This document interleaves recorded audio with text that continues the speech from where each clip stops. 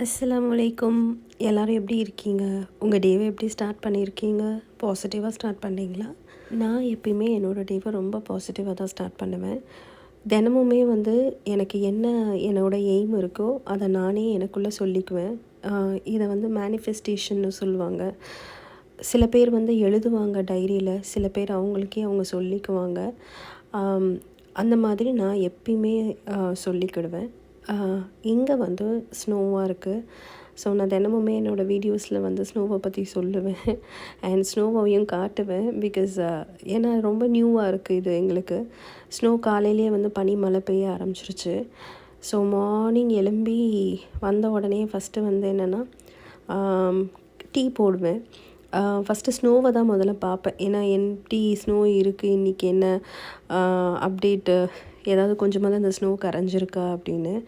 ஆனால் இந்த ஸ்னோ கரையிற மாதிரி தெரியல. ஏன்னா நாளுக்கு நாளில் ஸ்னோ அதிகமாகிட்டே தான் போகுது. அண்டு ஸோ ஃபஸ்ட்டு இந்த பாட் நான் டீமூலேருந்து வாங்கினேன். ஸோ இதில் நம்ம டீ போடலாம் அப்படின்ட்டு. இது ரொம்ப ஈஸியாக போடலாம். ஏன் அப்படின்னா நம்ம இஞ்சியோ இல்லை நம்ம எதுவாக இருந்தாலும் அந்த ஃபில்ட்ரு மாதிரி அங்கே இருக்குது பார்த்திங்களா, அந்த இந்த பாட்டில் நம்ம வச்சிடணும்.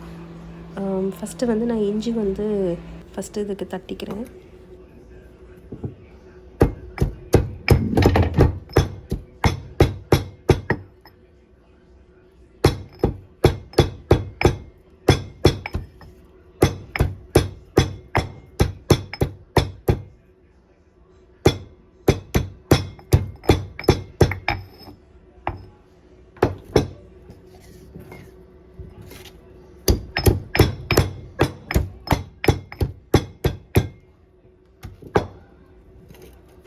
இஞ்சி எவ்வளோ நல்லா தட்ட முடியுமோ அவ்வளோ தட்டிக்கோங்க. ஏன் அப்படின்னா நமக்கு அந்த பாட் அந்த ஒரு கிளாஸ் மாதிரி இருக்குது இல்லையா, அதில் பார்த்திங்கன்னா சின்ன சின்ன மைன்யூட்டான ஒரு ஹோல் தான் இருக்குது லைட்டாக.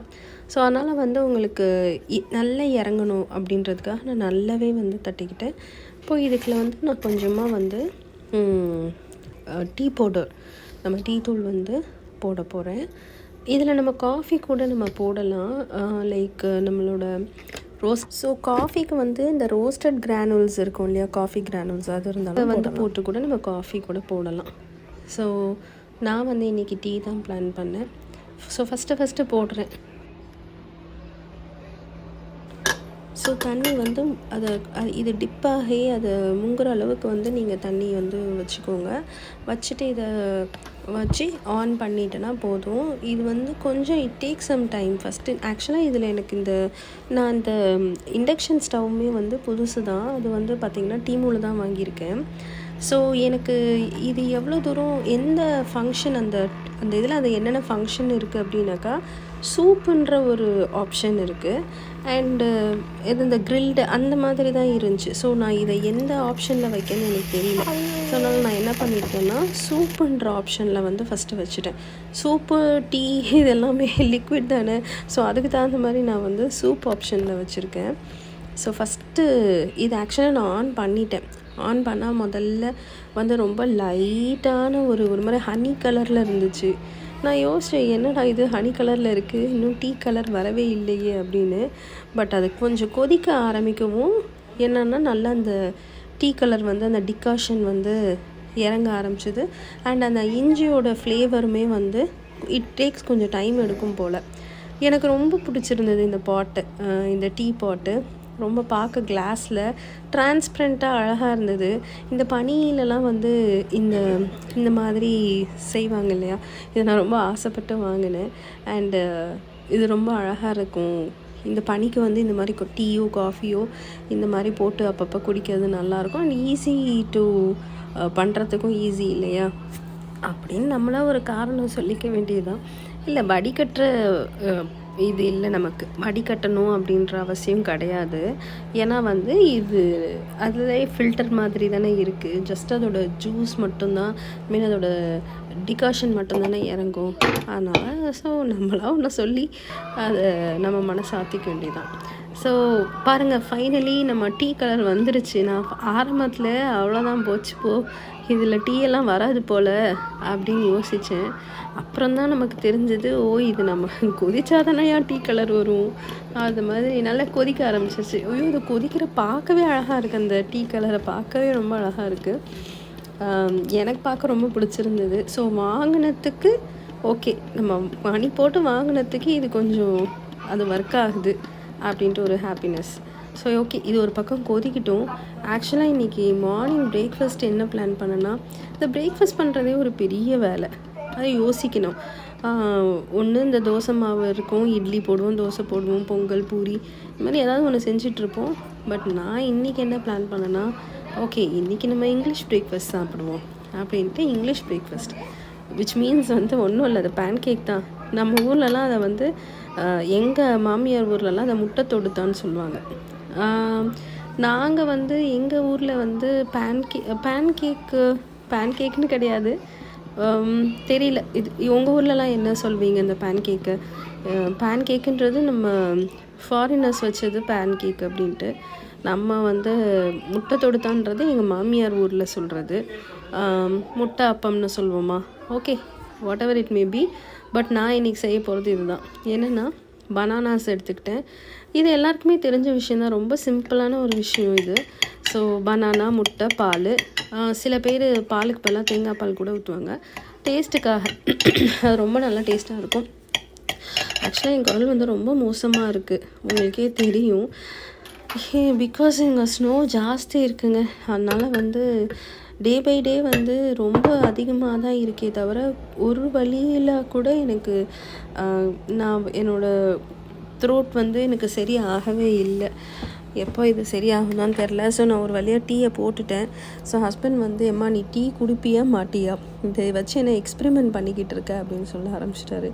ஸோ ஓகே, நம்ம எக்ஸ்பெரிமெண்ட் பண்ணது போதும். அழகாக இருக்குது இந்த டீ, எனக்கு பார்க்க ரொம்ப அழகாக. அந்த பாட்டில் வந்து அந்த பியூட்டிஃபுல்லான அந்த கலர், அது வந்து டிரான்ஸ்பரண்ட்டாக இருக்கவும் நல்லாயிருக்கு.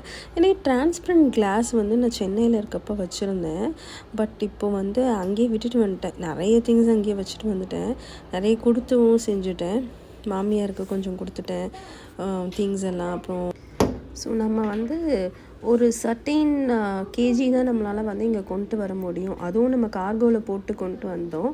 அதனால் நம்ம நான் நிறைய திங்ஸ் சென்னையில் வாங்கி வச்சுருந்தேன். அது எல்லாமே கொஞ்சம் கொடுக்குற மாதிரி ஆயிடுச்சு. So next as you know, like first banana போட்டிருக்கோம். அப்புறமா வந்து நான் 2 எக்கு வந்து போட்டிருக்கேன். இது ஆக்சுவலி ரொம்ப ஹெல்த்தி தாங்க. ஏன்னா நம்ம வந்து க்ளூட்டன் ஃப்ரீ மாவு எடுத்திங்கன்னா ரொம்ப நல்லது. பட் நமக்கு வந்து இன்றைக்கி எடுத்துருக்கிறது கோதுமை. ஸோ கோதுமை மாவு, அதுக்கப்புறமா வந்து நாட்டு சர்க்கரை, அப்புறம் இது ஏலக்காய் பவுடர் போட்டிருக்கேன்.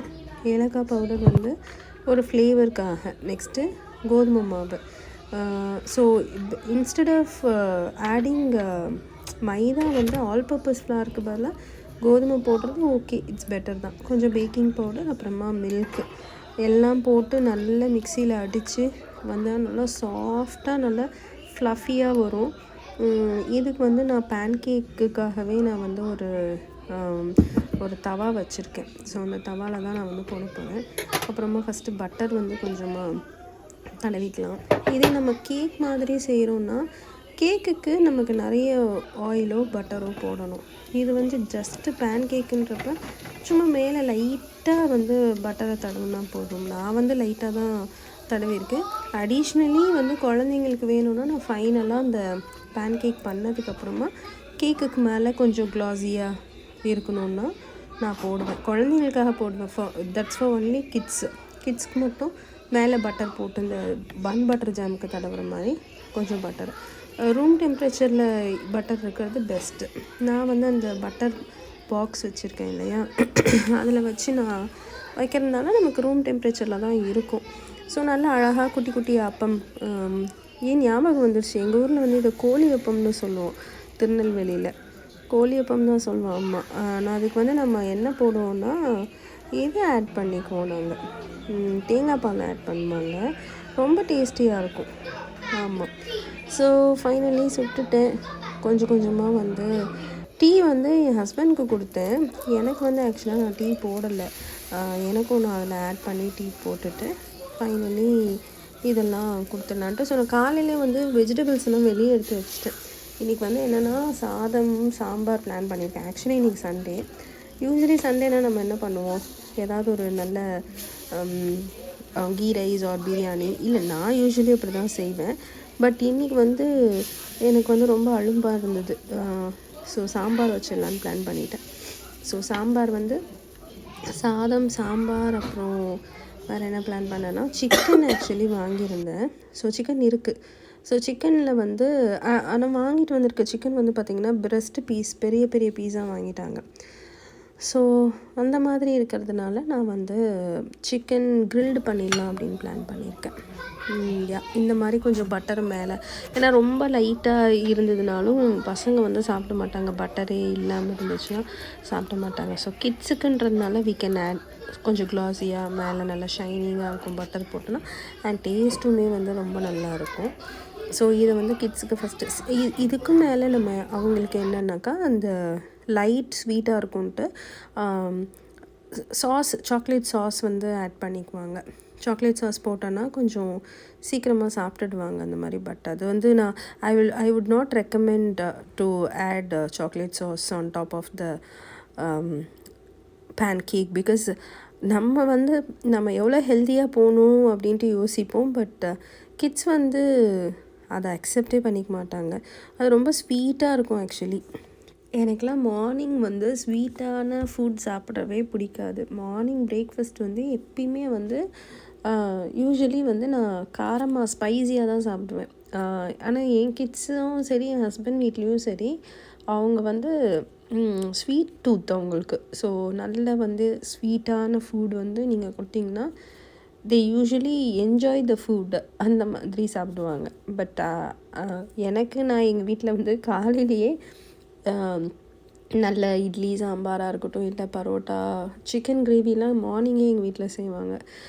பரோட்டா, சிக்கன். திருநெல்வேலியில் வந்து இதெல்லாம் ரொம்ப ஸ்பெஷல். மார்னிங் வந்து சப்பாத்தி, குருமா, சிக்கன் குருமா இந்த மாதிரிலாம் சாப்பிடுவோம். என் ஹஸ்பண்ட் வீட்டில் அது பழக்கம் கிடையாது. சிக்கன் இருக்கட்டும், ஈதர் மட்டன், எதுவாக இருந்தாலும் சரி, அவங்க மார்னிங் வந்து அதை குழம்பு வச்சதா சரித்திரம் இல்லை. ஈவன் நம்ம ரம்ஜான் பக்ரீத்துக்கே அவங்க வந்து மார்னிங் வந்து மீட்டோட கிரேவி செய்ய மாட்டாங்க. வெறும் சாம்பார், இட்லி சாம்பார் வைப்பாங்க. ஃபஸ்ட்டு டைம்லாம் எனக்கு ரொம்ப ஷாக்கிங்காக இருந்தது. வாட் இஸ் திஸ், காலையில் கறி குழம்பு இல்லையா, எங்கடா கறி குழம்பு, சோத்தில் சாம்பாரான்ற மாதிரி ரொம்ப கஷ்டமாக இருந்தது. அப்புறம் அது அப்படியே பழகிடுச்சேன். அண்ட் லேட்டர் நான் டேக் ஓவர் பண்ணதுக்கப்புறமா தான் மார்னிங் வந்து இந்த கறி குழம்புலாம் இப்போ என் ஹஸ்பண்ட் பழகிட்டார்.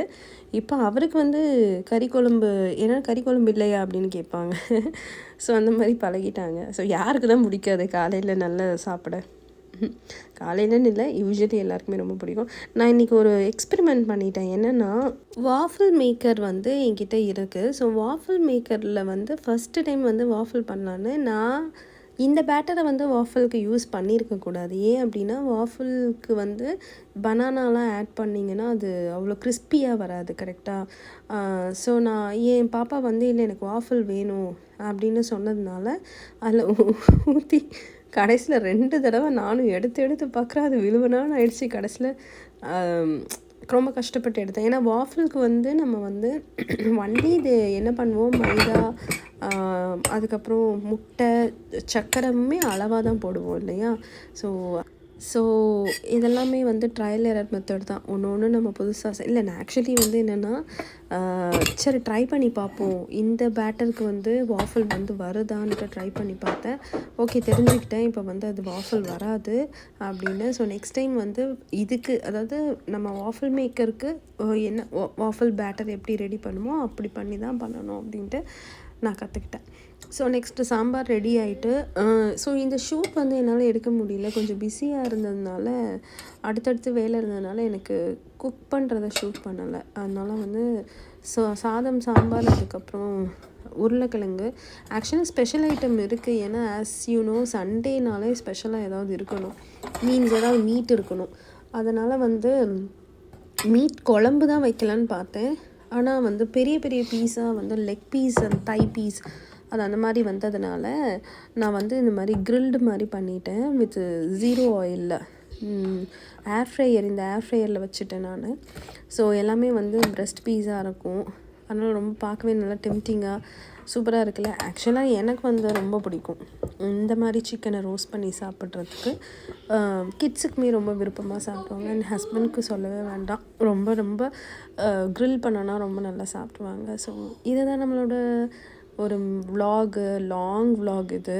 மார்னிங் டு நான் ஆஃப்டர்நூன் வரைக்கும் ஷூட் பண்ணியிருக்கேன். என்ன ஃபுட் ஐட்டம்ஸ் நான் இன்றைக்கி சமைச்சேன். ஃப்ரம் த டீலேருந்து பார்த்திங்கன்னா லன்ச் வந்து வரைக்கும் ஷூட் பண்ணிட்டேன்.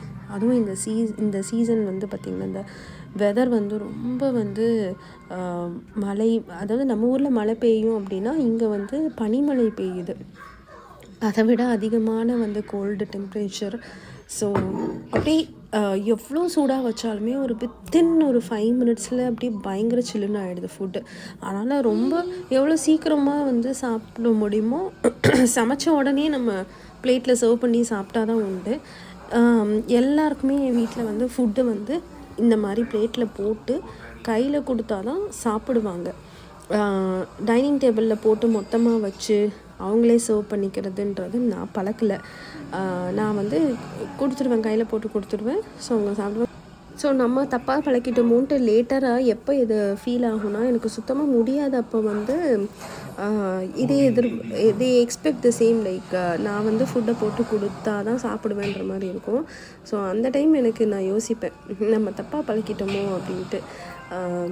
லைக் கஷ்டமாக இருக்கும் இல்லையா? நம்ம ஃபுட்டு சமைச்சிட்டு எப்படா உட்காருவோம், நம்மளால் உட்காரலாம் முடியாது. இவங்க எல்லாருக்கும் சாப்பாடு போட்டு கொடுத்துட்டு அவங்க எல்லோரும் சாப்பிட்டா தான் நமக்கு வந்து ஒரு திருப்தியாகவே இருக்கும். ஓகே, எல்லோரும் சாப்பிட்டுட்டாங்க அப்படின்ட்டு. ஸோ நம்மளோட ஃபுட் இன்றைக்கி சண்டே ஸ்பெஷல் என்ன அப்படின்னா, சாதம், சாம்பார், உருளைக்கிழங்கு, சிக்கன், உருளைக்கிழங்கு, சிக்கன், அப்புறம் இந்த காய் எல்லாத்தையும் வச்சு சாப்பிட அடிப்பொலியாக இருந்ததுங்க.